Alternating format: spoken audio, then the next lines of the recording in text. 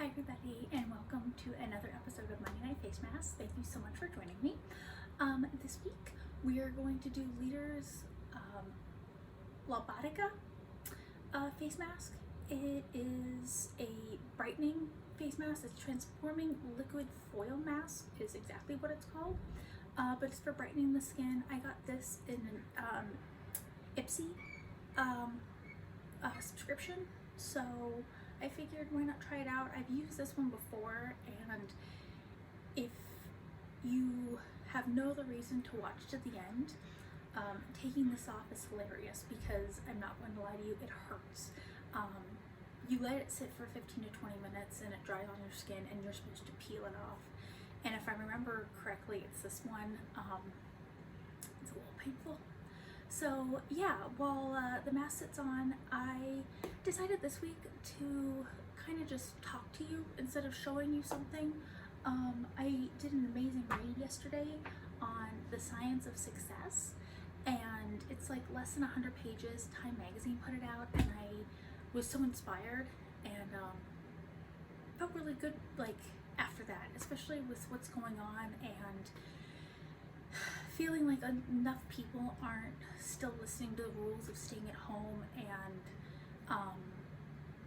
social distancing and thinking that they're above the rules. I was having a really hard time, especially by the end of last week, wanting to punch multiple people in the face because it's not acceptable to go hang out at a park right now. It's not acceptable to be at the beach right now. It's not acceptable to have people over, and so many people think that they're above the rules and we're not, and I can't go back to work until people abide by these rules and we flatten the curve.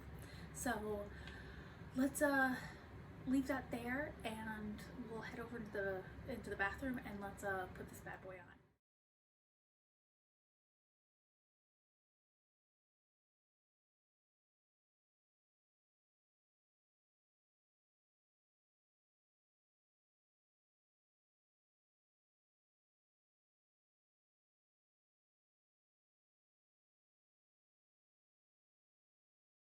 Okay, so mask is on.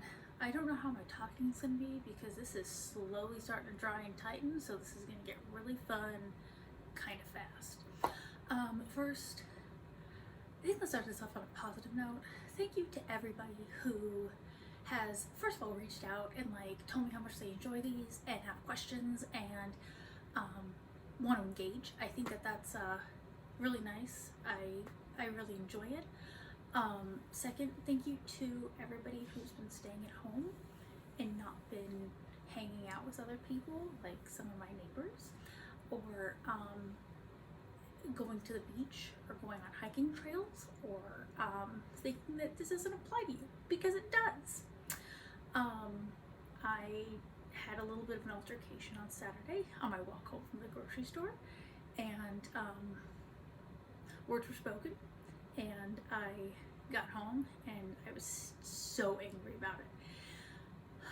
But you know, I'm very grateful to live where I live. I'm safer at home. I'm so fortunate I can be home, because thinking about going to work right now, I wouldn't want to do it. So to everybody who does it, thank you. Two of my bridesmaids do it. One's a nurse and one's a doctor. My maid of honor is a doctor, and so I tip my hat off to them, to Sarah and Abby. I love them so much. But yesterday I took a me day. I didn't work out. I watched TV, I read, I drank coffee, and it was awesome. What I read was something that my fiance had bought months ago, and he bought it and he was like, you and I are going to read this front to back. Not necessarily together, but we're going to read it front to back. It's something that we both need to do. He's in a band called Birth of Arthur. You can find them on Instagram at Birth of Arthur. And it was this Time magazine special edition called The Science of Success. And so I had all these books and everything I've been wanting to read, and I'm still reading, and I was going through some stuff and I found it, and it was like still like perfect and clean and not bent like I bent it yesterday. And I sat on this couch and I read it cover to cover, and I came out of it feeling like it's okay that this isn't perfect. Like, if you look from my first episode to what is this, my fourth episode, they're getting better, and that's all I can do. And so it kind of gives that reassurance that, like, you don't need to be perfect at once. And even when you mess up, and even when, I don't like using the word fail, but when you try and you don't get what you want out of it, there's so much that you did get out of it that you don't realize until later. I will say this right now, that this is very much a San Francisco 49ers household. The Seattle Seahawks can suck it royally, so can Pete Carroll. But what I will say is that there was a fantastic bit about the Seahawks and Pete Carroll in this. And the author wanted to ask him about the Super Bowl and what has still been called the worst call ever, and how they came back from that, and how they still wanted to compete at the same level after that. And he didn't get the answer out of him, but he referenced an interview that SportsCenter had done with Pete Carroll, and it wasn't that it was a worse call, it was the worst outcome. And I thought that that was a great way to look at something, especially on such a large scale where so many people watched it, and the memes and everything that came out of that, though hilarious, there's obviously another way to look at it. And there was another bit in this about luck. I don't believe in luck. I believe that you'll get what's coming to you when you put the work in. And some people are more fortunate than others, but there was a reference in here. There's a whole little bit about luck. And one of the things that's put in there, somebody says in there, is that you're only lucky if you've prepared for it. And that's another great way to, whatever you're working towards, it's not necessarily luck. If you're not prepared, whatever opportunity comes your way is just going to be lost on you. So yeah, if you can find it online, obviously Barnes and Noble isn't open right now, but if you can find it online, I highly recommend ordering it. You might be able to find it on Amazon, but it's less than 100 pages. It's a really great read. Because I know for me, I put off doing this for so long because I'm a perfectionist, and if it wasn't exactly perfect, I didn't want to do it. But you have to start somewhere, and so I figured, especially right now, why not start here?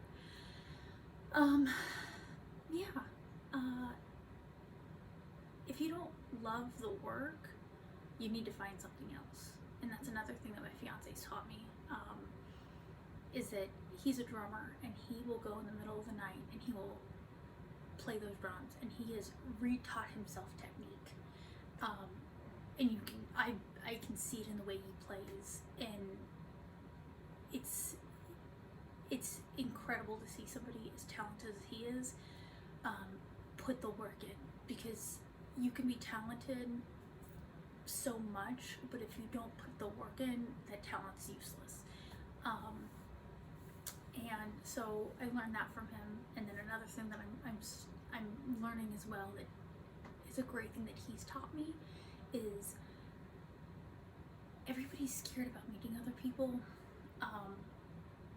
because you don't know how you're going to come off to somebody. I know for me personally, in job interviews that I've had and people that I've met, when something gets asked, like, what's your best quality and what's your worst quality? For me, when I was younger, when I was in my early 20s, I didn't really know how to answer that. I would just come up with something. But as I got older and I got to know myself better and become more comfortable with myself, I learned that my best quality, my worst quality are the exact same thing. And it's my personality. You either love it or you hate it. There's not a whole lot of in-betweens. I don't know of anybody that's had the, like, a Lee's okay kind of like attitude. Maybe you do and I don't know. But I really feel that when I meet somebody now, from what my fiance Charles has told me, I go in assuming that they're gonna like me, on the sole basis that they have no reason not to. No reason. And it's not a cockiness, it's a confidence, and I know what I bring to the table for whatever the situation may be. And being happy with who I am and being confident in who I am, and knowing that, you know what, being able to go meet people, it's great. Like, it's not necessarily because you're gonna get something out of them, but if nothing else, you might get a laugh, you might learn something. And so being able to go and have that sort of attitude going into whether you're meeting 2 people or whether you're meeting 15 people, having that attitude of like, there's no reason that they're not gonna like me. I like the it's been said so many times, you go into something with an open slate and you only do give one first impression, so why not make it a good one, assuming that these people are gonna like you. So yeah, it's my little pep talk TED talk today. It feels like a Monday. Yeah, but if you have any questions you want to add to that, like if there's something that you do that helps you get up in the morning and be your best self, share it. I love reading what people say. People have been texting me and I really appreciate it. This thing's really starting to tighten up and I can feel it. And I'm not sure how much time is left on my timer, but let's go let's see if we can start peeling this bad boy off. How about that?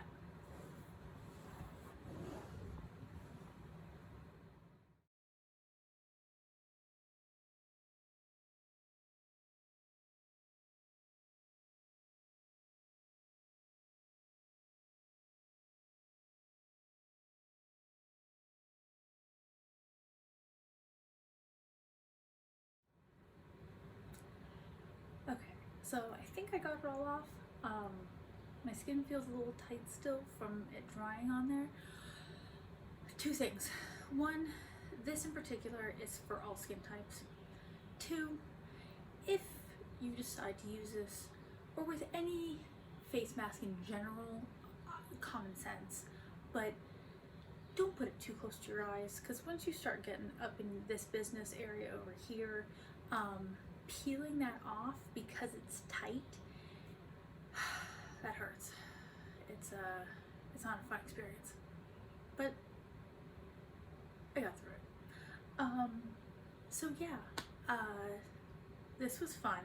I probably have enough left in here for one more mask, so yeah, I'm gonna obviously use this one again. I very much like it. But yeah, I hope that everybody has a great week, and stay positive, stay healthy, try to be happy, but if you're not, that's okay too. No, like, feel your feelings, just don't dwell on them. Doesn't matter what type of feeling it is. Feel it, experience it, let's move on, and let's be better after this is all said and done. So one more time, have a great week, and I'll see you guys next week. Bye-bye.